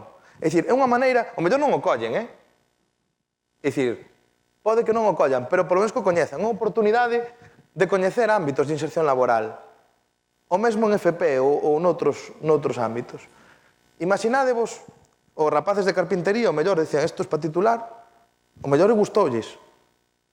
Deuse unha oportunidade de coñecer algo parecido que pode ser o seu mundo laboral. Ou doutro ámbito, calquera que vos ocurra. Coñecemento de problemas sociais e das organizacións que hai na contorna. Vos pensade que moitas veces descoñecemos que está pasando no noso entorno. Outro día plantexaban unha experiencia nun FP de laboratorio, como de análisis de laboratorio ou algo así era, de desparasitación e castración de colonias de gatos en Pontevedra. Que hai certas colonias de gatos que están bastante descontroladas con todo o que pode traer de riscos para a saúde, non? E plantexaban a experiencia de por que non o que facemos a veces en laboratorio de maneira virtual, fagámoslo control de colonias de gatos da cidade de Pontevedra. Bueno, pois obligoulles a eses rapaces que algúns podrían ser auxiliar de clínica veterinaria, aparte creo que eran de veterinaria concretamente, un rollo así, a salir fora da súa aula e dicir onde hai colonias de gatos en Pontevedra, como están controladas, non están controladas, que sabedes que Pontevedra cidade ten un programa de control, pero algunhas non estaban controladas, e que coñecemento da súa área. É dicir, isto aféctame como futuro profesional o ano que ven. E ao mesmo tempo facemos un servicio á comunidade que non o vai facer ninguén. Ninguén se vai poñer a controlar colonias de gatos descontroladas en Pontevedra. Logo, desenvolvemos habilidades de comunicación e de escoita. Primeiro vou pola escoita. Para negociar hai que escoitar. Se eu teño que facerme responsable do que me está pedindo unha organización ou do que me están pedindo os nenos de infantil, teño que aprender a escoitalos. E a negociar. É dicir, a escoita activa, digamos, eu escoito para logo poder responder. Estamos moi faltos desos. Faltísimos. Así despois existe unha máis interpretación cas noticias espectaculares. E logo, habilidades de comunicación, saber convencer, saber, incluso, negociar, chegar a acordos. Tamén, outro día, nunha conversación informal, comentaba, eu dou en segundo de pedagogía ahora, non? Estaba dando en segundo de pedagogía. E lévanse fatal. É un grupo que se levaban moi mal. Se conocedes a alguén que está en segundo de pedagogía en Santiago, dicidille que se levan moi mal. Xa o saben, xa o dixen e dixeronme que sí. Pero que é algo que eu vou notando, eu teño moi pouca experiencia docente, é dicir, teño moi poucos anos de trayectoria, pero que me estou dando conta que cada vez se están levando peor os grupos. Non sei se é unha perspectiva miña ou así comentando con outros, sí que é cousa habitual. Non existe unha negociación entre grupos para acceder o que é ben para todos. Ben para todos, por exemplo, é o acto de licenciatura, de graduación. Ben para todos porque é un día alegre de pasalo ben. Pois non hai negociación absoluta.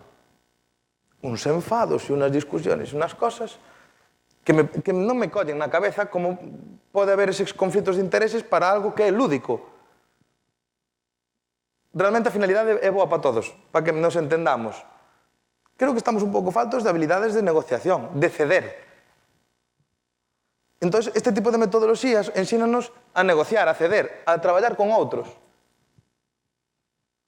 Logo, sensibilidade e diversidade. O que é diferente a min?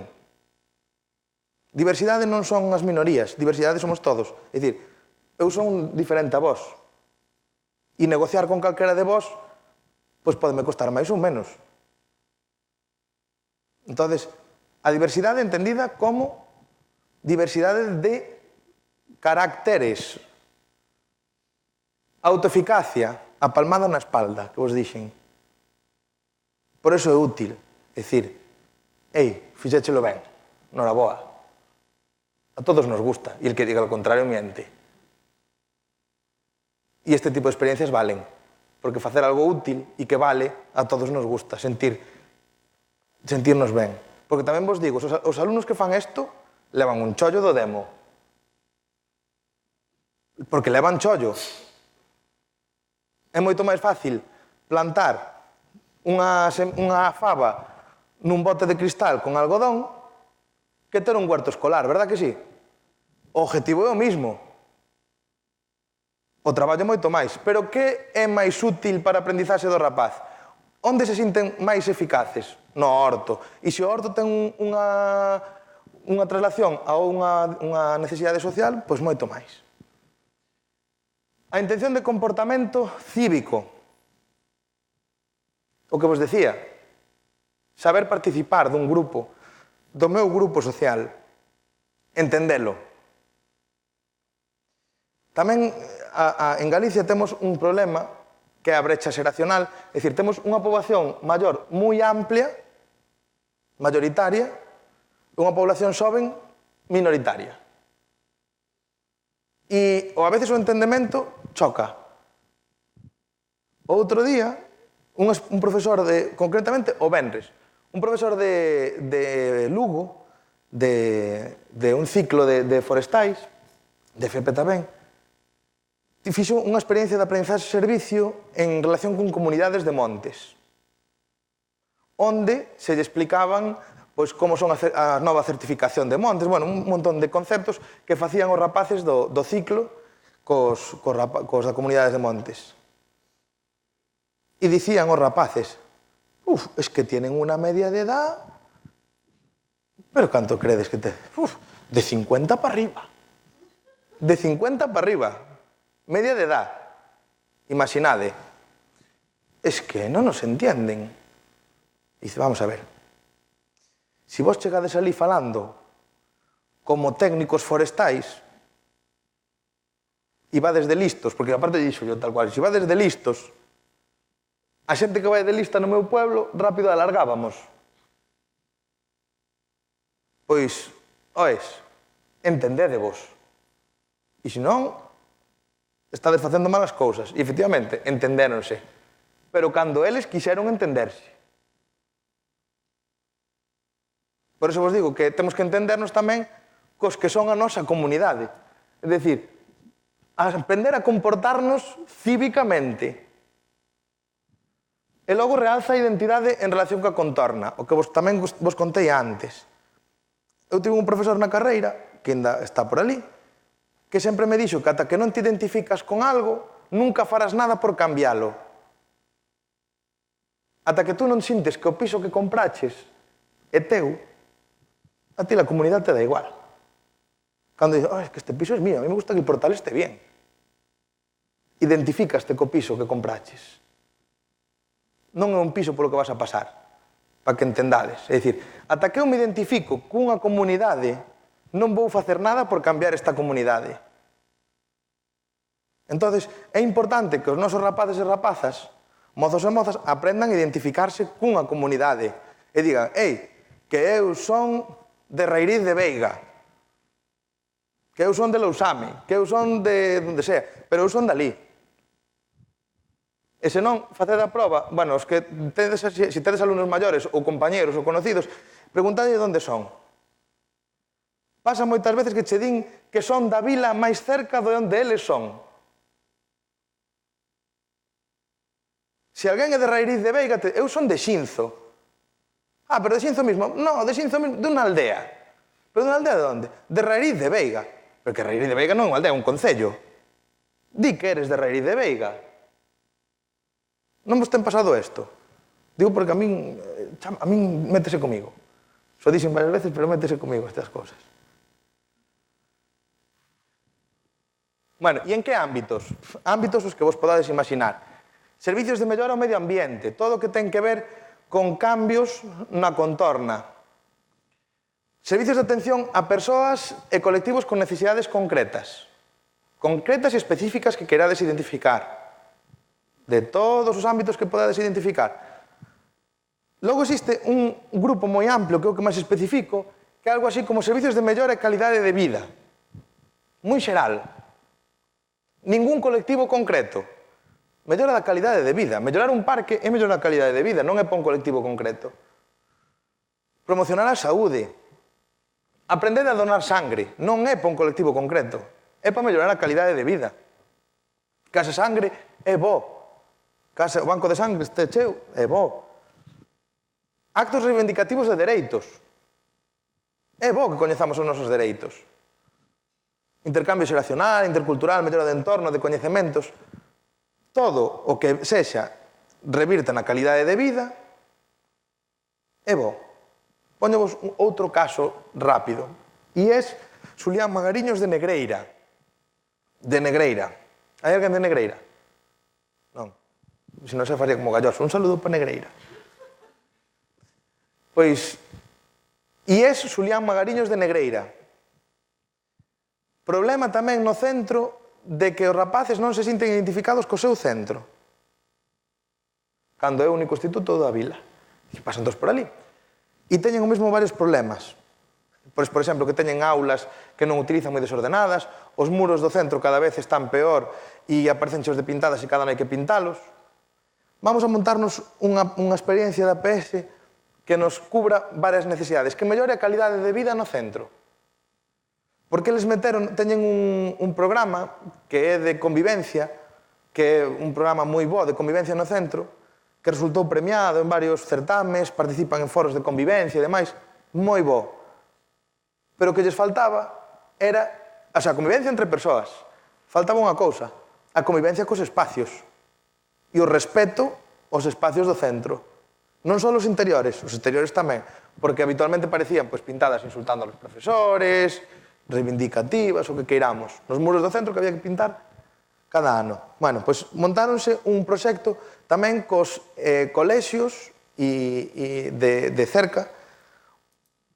As necesidades foron varias. A primeira foi que os nenos dos colexios que van a asistir ao instituto que teñan contacto co instituto previamente a que vayan. É dicir, que vayan ao instituto antes que o vexan familiar, para que non cheguen un choque en primeiro de eso.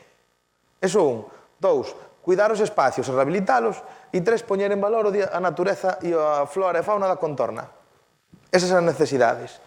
Entonces, o que crearon foi un programa a partir do Día da Natureza onde os rapaces, que tamén eran de PCPI, recibían aquí non é PCPI, era de diversificación. Pero máis ou menos o perfil é similar. Recibían os rapaces dos outros centros. E entonces explicabanlle a flora e a fauna do seu centro. Que fixeron para eso?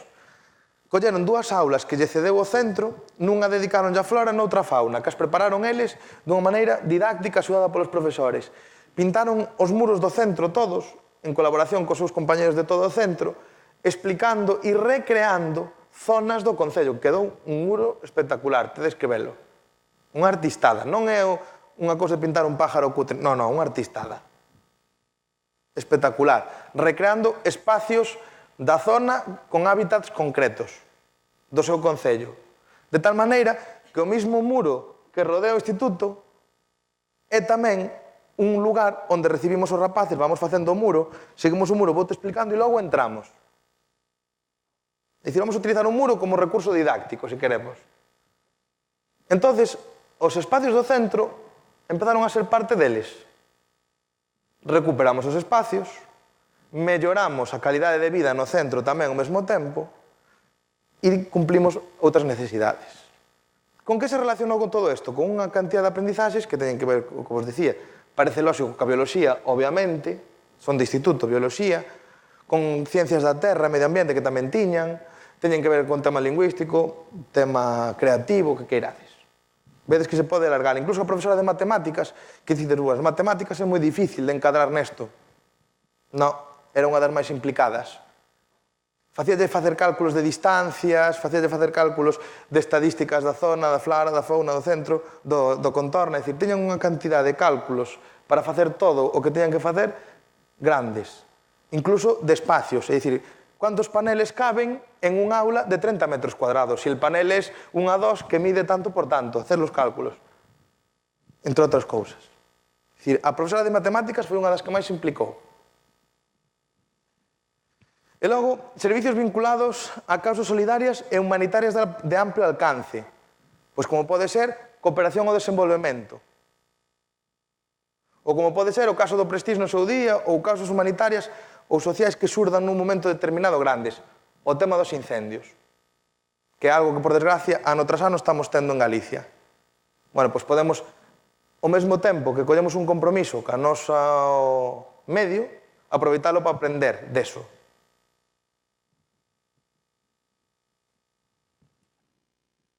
Problemas, que hai problemas tamén. Non vos preguntastes algo do que sale aí ata agora? Non estaba na vosa cabeza? O raro sería que non. O raro sería que non.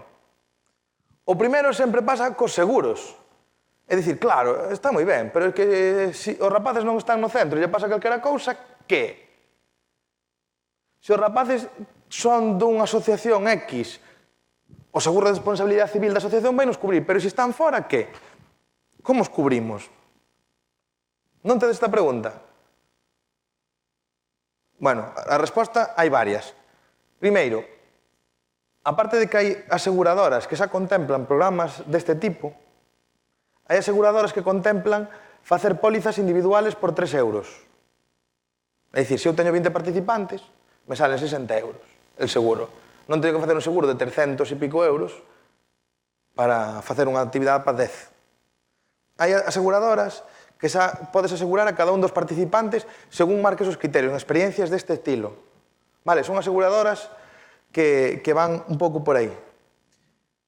Logo, despois, se estades en centros, unha das solucións que se dá, é dicir, incluir as actividades de servicio comunitario ou de aprendizaxe servicio nos plans do centro. Seguramente no centro teredes que contar todo o que está no plan entra. Porque se hai inspección ou pasa calquera cousa, é que isto non estaba como actividade didáctica. É dicir, hai que incluílo. Entonces, sobre todo para cubrirse as espaldas vos, é dicir, que se ao alumnado lle pasa calquera cousa, que está incluído como actividade didáctica. É dicir, que teña intencionalidade dentro do plan. E con eso non debería de haber moito problema. Por eso, unha das respostas. Logo, e o tempo, sí que hai máis tempo, claro, isto é unha pregunta que non ten resposta. A resposta é, non teñen que invertir máis? Sí que teñen que invertir moito máis. Deso non hai duda, claro que teñen que invertir máis tempo, pero isto hai que sopesalo co que vos decía antes, pero válelles para algo. A todos nos pasa que cando algo nos gusta, o tempo é relativo. Verdad? E cando algo nos gusta, isto non... un curso de 2 horas... Pero se o mellor teño que ir 2 horas á playa, cambia, verdad? Pois é o mismo. O tempo relativo se algo gusta. O mellor facer unha clase, que están as clases de 50 minutos todas. Pero se facemos unha experiencia da PS e nos gusta, igual poden ser 2 ou 3 horas. Cambia. O tempo relativo se o sopesamos ca motivación. Como se recoñecerá? Dicir, claro, eu son profe, son mestre, ou son director dunha escola de tempo libre, ou son presidente dunha asociación de veciños. É que isto leva máis traballo e non se me recoñece en absoluto. Bueno, primeiro, partir do interés personal. Eso un, decir, eu son mestre, pero non son mestre para que se me recoñeza. Eso sería un punto. E depois digo, bueno, pero sí, que bueno, se me recoñece, tamén podría estar ben. Bueno, pois tamén se recoñece. En Galicia temos varias formas. As actividades de participación pode recoñecelas a Consellería de Política Social por medio da Dirección Xeral, a ver se me sale inteira, Dirección Xeral de Xuventude, Participación e Voluntariado. Recoñece actividades de servicio a comunidade con certificado oficial da Xunta. É unha forma. Logo, Se queredes recoñecemento que se valga para algo, pois por vía publicacións, é dicir, podedes publicar en revistas do tipo Educación 3.0 que vos deron con isto, Revista Galega de Educación, quero comentar a miña experiencia no meu centro. Blogs, todo eso sabedes que conta. Digo pensando a nivel rendemento personal, ya. Que entendades que facer unha experiencia deste tipo tamén pode valerme para algo a min como mestre, como director da experiencia. Eu tamén lle podo sacar certa rentabilidade. Ou facer contactos con entidades, con outros coles, que podo coñecer de outros coles onde mellor me gustaría traballar, non sei. Sempre ten unha certa simbiosis con esas cousas. E para financialo, esta é outra das grandes preguntas. E como financio se tengo que pagar un bus para ir a non sei onde? Bueno, logo vos dou algunha axuda. Isto respondo despois da publicidade. E saberán o que pretendemos? Porque queda moi bonito decir, somos el cole tal, somos a asociación tal, e queríamos facer algo con vos. Cos coles pasa menos, pero con a universidade pásanos máis este problema. É dicir, que querrán los de la universidade de mí? Que trabajo me van a dar? É habitual, é dicir, nos prácticos habitualmente chamamos unha entidade, es que, claro, máis trabajo. Los de la universidade sempre nos traes trabajo. Que los de la universidade, que querréis de nosotros? Pásanos máis. Nos centros hai menos ese problema, está máis moderado, porque se entende moito máis o aprendizaxe do alumnado. Na universidade parece que queremos rendemento nós. Entón, bueno, no saber que pretendemos podes entender mellor. E outras preguntas. Tedes algunha pregunta máis de problemas?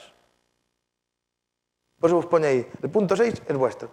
É dicir, que preguntas máis vos xurden? Que problemas poderíamos ter dentro da PS?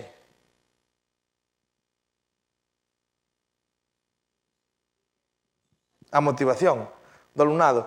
É dicir, e se non se implican, hai dúas solucións. Bueno, o primeiro que habitualmente se implican. A miña perspectiva é cando hai un proxecto destes, solen implicarse. Cando non se van implicar? Cando non entendan que é útil. Se non se implican, podemos paralo. Non temos que obsesionarnos con facer a PS. Hai xente que tamén, ora, o tema da aprendizaxe cooperativo. É dicir, está moi ben o aprendizaxe cooperativo. Moi, moi ben. Eu son un fan do aprendizaxe cooperativo. E abogo polo aprendizaxe cooperativo. Pero hai veces que non funciona o aprendizaxe cooperativo. E hai moitos imponderables que me poden dar que non funcionen. Hai veces que pasa, algún caso nos pasou que non funcionou. E facendo todo bueno, pois, vamos a facer outra cousa. Vamos a facer outra cousa, a ver se se pode facer. O mellor pode ter aprendizaxe cooperativo e facer algo desto. O aprendizaxe cooperativo pode entender como unha forma máis de colarlla. Hai unha pedagogía que é moi famosa, que é a pedagogía de Mary Poppins, que dices, con un pouco de azúcar, esa píldora que os dan os bajará mejor. E entón dices, que me está dando azúcar para a píldora, non trago nada. A veces pásanos eso a todos, que te pones así e dices, no. A veces non funciona porque nos poñemos de no ou a veces non entenden o que nos queremos deles. A todos nos pasa en calquer momento. Sobre todo os galegos, que somos desconfiados, xa desde nenos. Alguna pregunta máis? Se non, vamos comentando. Si, é gratis. Vale, eu teño unha entón. E a ver se non che poño moita tesitura. Cando lles pedimos, por exemplo, aos rapaces e rapazas que asuman compromisos co seu propio medio, non a mellor en esas determinadas circunstancias, non sempre, estamos eximindo de responsabilidade a outras organizacións ou administracións que tamén teñen, digamos, compromisos con ese medio e que non están asumindo. Entón, nós as asumimos e, digamos, melloramos o noso contexto próximo e esas administracións, digamos, que terían esa responsabilidade, se ao mellor se poñen un pin de eu tamén participei, pero... É habitual, esa pregunta que tamén suele ser. E eu digo ao revés. E non pode servir como un tirón de orellas as administracións por non facelo e reclamarlo. Por iso digo que vai o da conciencia cívica. É dicir, estou non facendo eu, pero isto cousa tú, amigo.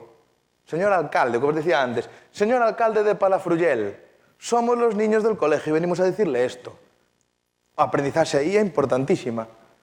É dicir, o alcalde dixo, hombre, me vienen los niños, esto me lo apunto como un tanto, porque lo voy a hacer. Si no lo hago, la cagué. Así dicho, entre todos, la cagué. Si non fago que me digan os nenos, vou ter unha crítica social enorme. Pero fixo. É dicir, realmente aí está a conciencia crítica e cívica. A aprendizaxe dos rapaces é vital. E despois, realmente, o castigo tamén podemos entender polo outro lado, non? É dicir, pero que sepas que lo tenías que hacer tú. A aprendizaxe vai por aí. Alguna cousa máis? Así non vamos comentando, eh? De tempo vamos. Vale. E ora, quen pode facer a PS? Quen pode facer e que ten que facer? Obviamente, veño falando casi todo o tempo porque o curso chámase Docentes conectados ou conectadas de exemplos en centros escolares. Pero hai máis lugares ou máis colectivos que poden facer a PS, cada un desde a súa perspectiva. En centros de formación profesional.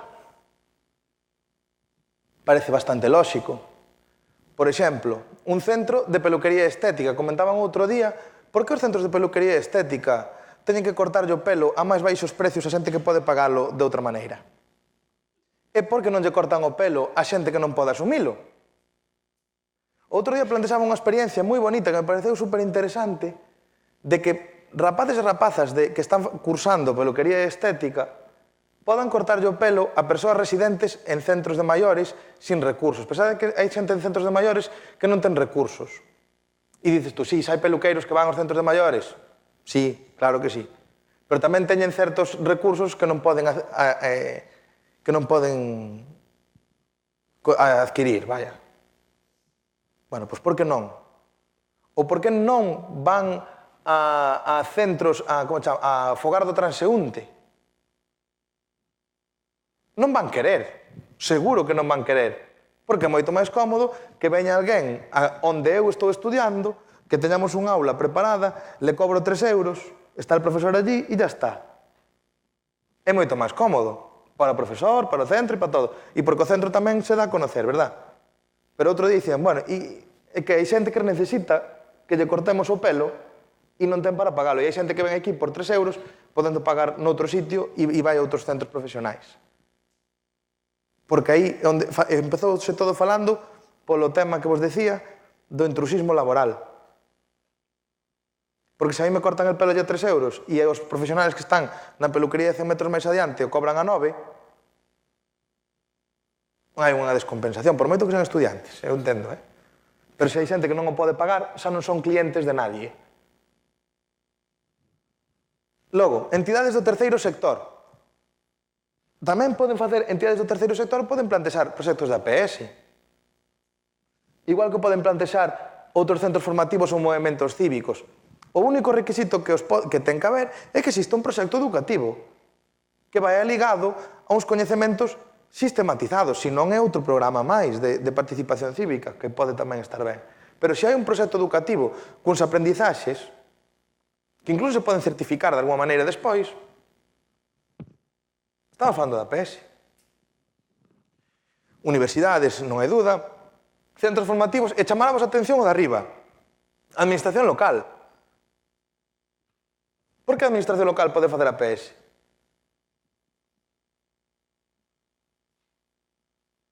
Empecei por un exemplo así. A administración local, sobre todo en concellos pequenos, coñece tamén as súas realidades.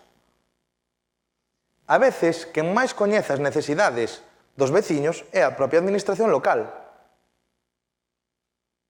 Quere dicir, quen reparte moitas veces os alimentos que veñen de Cáritas? A administración local en concellos pequenos. Quen coñece as necesidades que existen nos diferentes núcleos? A administración local, porque se están pedindo todos os días. Entonces, a veces tamén os podemos entender como socios. Si todo vai ben, é dicir, que non nos utilicen tampouco, non? Pero, un pouco por aí. Pero sí que podemos entenderlos como socios. E a administración local pode promover programas de aprendizaxe e servicio. Pois, como o caso que vos contaba de Catoira, promovelo desde o Concello para os centros ou para as entidades que haxa na contorna. Pode ser.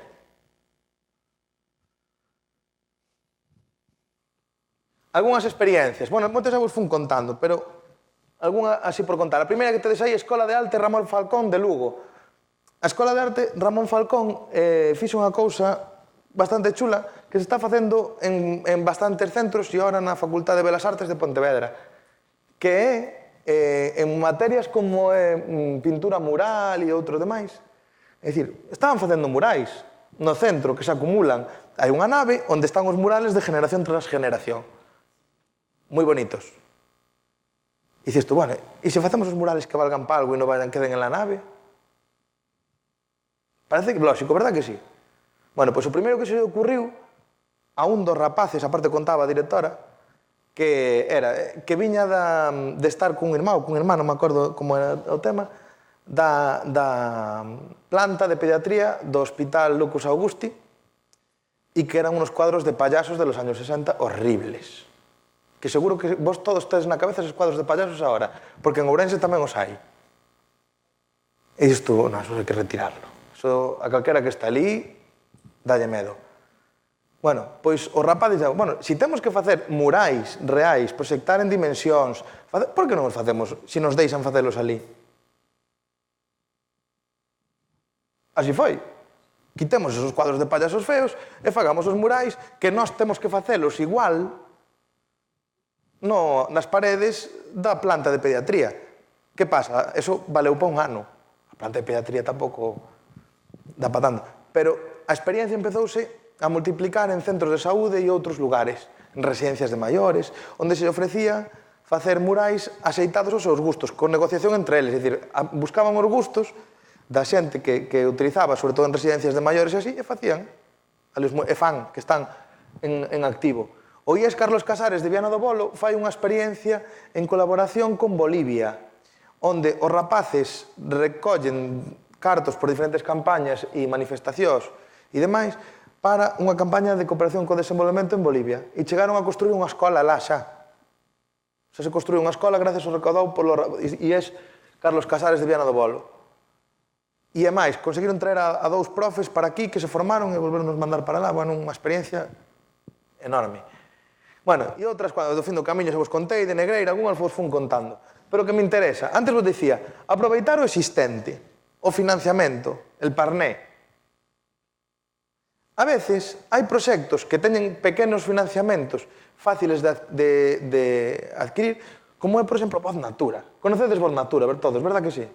Cantos centros participan en Voz Natura? Cantos proxectos de Voz Natura podrían ser aprendizaxe e servicio? Un montón. Voz Natura é un proxecto que está aí, ano tras ano, que é unha pequena vía de financiamento, a veces económica, sobre todo suele ser de materiales e demais, pero que me pode axudar. Se eu teño que facer o horto urbano que vos contei con especies autóctonas, Voz Natura vai máis dar. Xa non teño que gastalo do centro. A veces hai recursos por aí pequenos que lagoas que podemos estar. O mesmo co Proxecto Terra. O Proxecto Terra ahora está un poquinho máis parado. Un poquinho bastante. Pero, bueno, estaba a idea e o Proxecto Terra un pouco na mesma línea. E logo temos unha línea de axudas que é a Iniciativa Xove, que non sei se coñecedes, que é da Dirección Xeral de Xuventude, que ten unha cousa moi boa, que é que non fai falta tener CIF. É dicir, non fai falta ser asociación para pedilas. Digo vos as cousas boas e logo digo vos a mala. A boa. Non fai falta ter CIF. Un grupo de 5 rapaces que teñan creo que entre 12 e 35 anos, 5 que se xuntan, piden unha axuda ata 5.000 euros. Con 5.000 euros a veces hacen muchas cosas. Ata 5.000 euros, chámanse grupos informais. Poden pedila. Como centro, na universidade a veces estánse pedindo algunha xa por esta vía. Pídense, danse, non hai que adiantar os cartos. Pensad, non é unha subvención de tanto por cen, refírome, é unha subvención ao 100% do proxecto. Se tú pides 3.000, danche 3.000 e justificas 3.000. Non é como outras subvencións de deputacións ou demais que che dan o 20% ou ata o 50% e os rapaces teñen que poñer cartos encima, eso non ten sentido. Esta sí, o sea, digo que ten sentido para o APS, porque financian o 100% dos proxectos, ata 5.000, e adiantan os cartos. É dicir, non hai que adiantalos, non hai que poñer 5.000 euros e logo me los devuelven. Pódese pedir que che adianten os 5.000 euros e logo justificas en que los gastaste. E se non os gastaste, obviamente tens que reintegrar. Vedes que nese sentido é positiva. Negativo, os momentos de pedila, os plazos administrativos. Nos centros funcionamos por cursos e na administración funcionan por ano natural. A veces aí chocamos. Esta subvención soe salir polo mes de abril. Que nos pásanos en abril? Que nos queda un trimestre. Entre que se resolve non, ala fai o curso. Cando se pode pedir? Cando a veces os proxectos son de continuidade. É dicir, eu podo pedir en abril e desenvolvelo de setembro a decembro. É, para min, o gran problema que ten esta axuda. Pero, bueno, é útil. Porque, sobre todo polo tema de non ter que crear asociación. Que tú presentas un proxecto. Entón, por iso é útil para facer cousas puntuais. Porque facer unha asociación tamén leva outros plazos e demais. Entón, bueno, dime. Nos estamos acabando. Despois tamén hai outras subvencións de voluntariado e así, que non vos las puxen porque esas sí que son das que vos comentaba. Hai subvencións da Xunta e demais para proxectos de voluntariado culturais, da Deputación ou todo isto, pero que sí que implican habitualmente que che financian un tanto por cento do proxecto e iso entendo que para un centro escolar é unha putada. Tal cual, así hablando en plata. Unha putada porque hai que adiantar pasta e poñer encima. Bueno, aquí puñavos algunhas experiencias de concellos, sobre todo fora, para que vexamos que hai concellos xa por toda España, Andalucía, Asturias, Euskadi, Cataluña, que teñen plans municipais de APS, incluso con plans de financiamento municipal, e que hai algúns que xa se estaban plantexando aquí en Galicia. Entre eles, Coruña. A ver como vamos. Vamos cas conclusións. O primeiro, a APS non é a panacea. É unha metodoloxía máis. Empecé dicimos eso e volvo a dicir. Non é mellor nin peor que outros métodos de aprendizaxe. É un método máis. Que é útil, sí. Que é importante contar con apoios. É importante que os veciños da zona ou contorno se sinta recoñecido tamén neso que se fai, porque tendrá máis sabor, máis peso, máis repercusión nos propios rapaces que participan. Logo, importante partir do que xa existe. Retomamos a volta de tuerca. Conteivos os dos centros, os dos hortos. Por que non aproveitalo? Por que non aproveitar o que está facendo Ecus Zebra aquí en Coruña? Ou outra entidade calquera que se vos ocurra? Hai veces que dicimos, estás facendo algo que me gusta, podo unirme? Podo botarche unha mão? Pode ser. Despois, estaría ben o tema do recoñecemento público. E isto é puro marketing. A principal aprendizaxe que tiven eu en Cataluña foi aprende a vender lo que haces. Pecamos moitísimo destos galegos, de non saber vender o bo que facemos.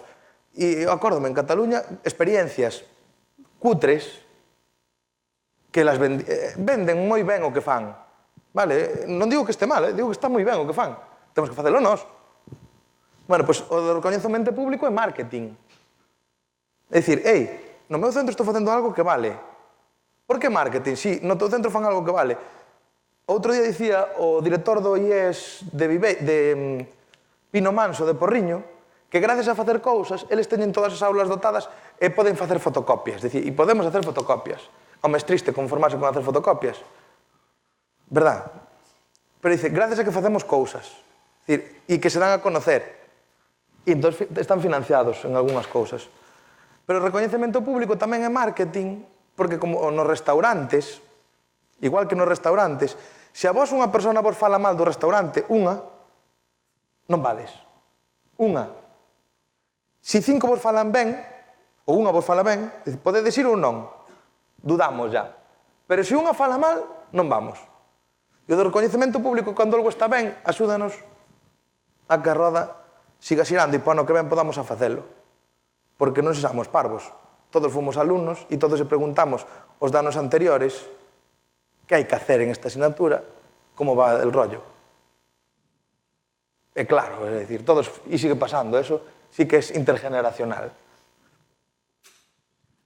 O que é claro é que sí que afianza os coñecementos, valores, habilidades e capacidades. Quedan aprendidas, de verdad. Pode que aprendamos incluso en cantidade menos, pero en calidade máis.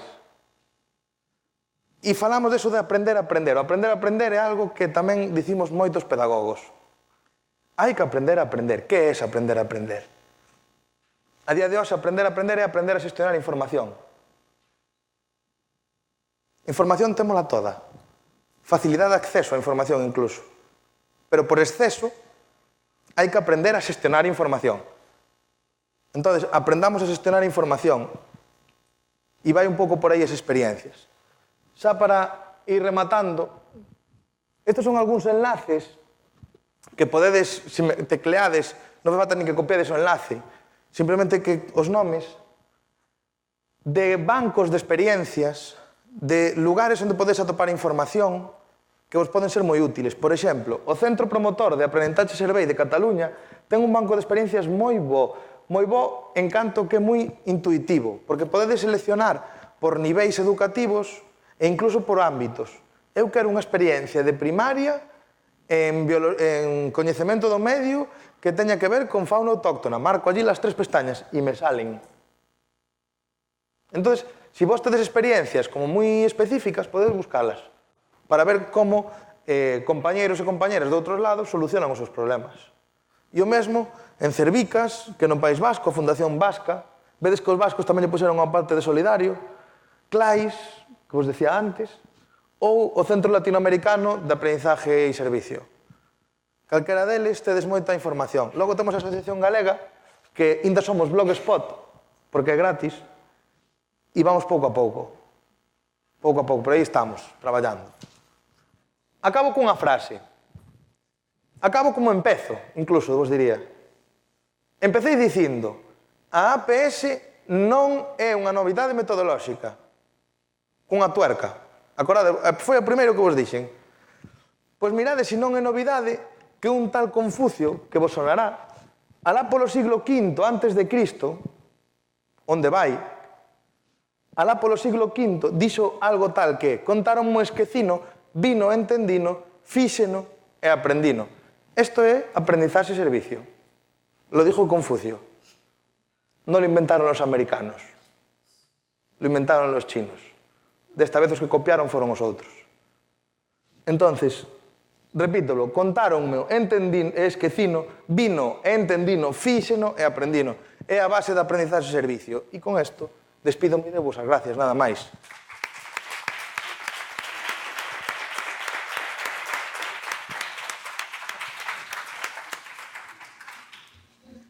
Bueno, pois como xa non temos tempo para máis, simplemente decir que agora temos a pausa café e que nos nos fomos vemos... preguntando polo camiño, Simplemente que fomos preguntando, digo que as preguntas... Sí, claro. Mira, unha pausa publicitaria, falo moito, Teño uns folletiños aquí que resumen un pouquiño o que fixemos desto da APS. Como sei que é moita información, deixo volos aquí abaixo, quen queira que os colla, e levádelos, vale? Aproveitamos, como decía, a pausa café, se queredes facerlle algunha pregunta máis a Alexandre, e vémonos en nos obradoiros ás 6:30. Gracias.